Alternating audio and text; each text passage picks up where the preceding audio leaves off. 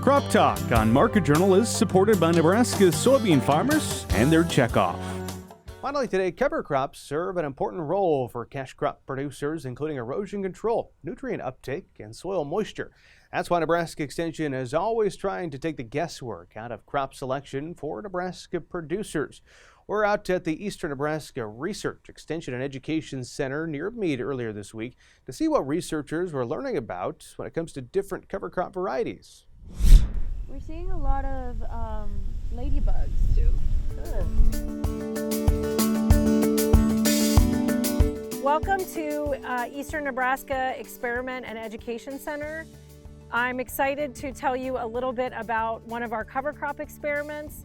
And we're here in late April, which we thought would be a great time to bring you some footage of what our cover crop experiment looks like right now, because this is a time when people might be terminating their cover crops, and so it just gives you a chance to really see the performance.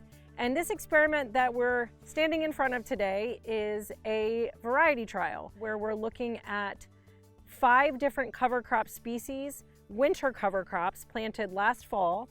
And we're looking at them here in late April to see, again, ahead of termination, before corn and soybean planting, termination and then planting, how have they performed.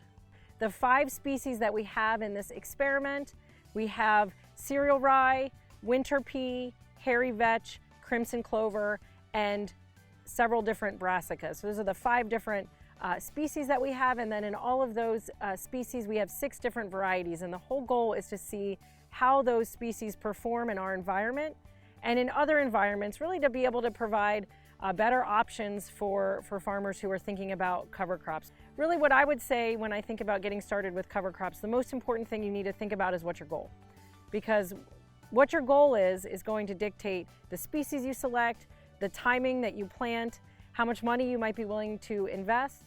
Some of the more common benefits that people are finding or use to select cover crops include weed suppression, erosion control, soil fertility is another popular one, and all of those goals will again dictate the species that you want to plant and the timing, the management, and all of the other decisions from it.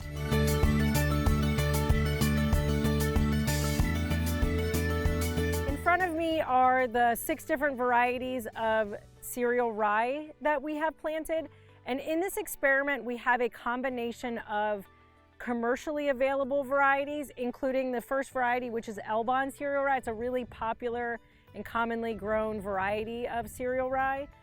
We also have some varieties like this one, which is from the Cover Crop Breeding Network. So we can see some really nice visual differences, and the measurements that we've taken of biomass of plant height will really tell us across the field in the different areas where we've grown the varieties how well they have done. What you'll notice from our tour and what's behind me is that not all of the species are thriving. So as we expected, our one grass species, the cereal rye, has done very well. It's been consistent across the field in this trial. What we find in year 1 is really that the grass, as we would have expected, has done the best. There's some differences that we can see in the varieties. The vetch has done pretty well. Some varieties doing a little bit better than others. Winter pea and crimson clover have been okay, a bit uneven, and the brassicas really just didn't establish well. So all of these species were planted the first week of October, which really is probably a little bit late for anything other than the winter cereals. So that could have had an effect. So that might be something that we try to work on next year, is trying to plant maybe some of the species or all the species just a little bit earlier to see if that helps with survival.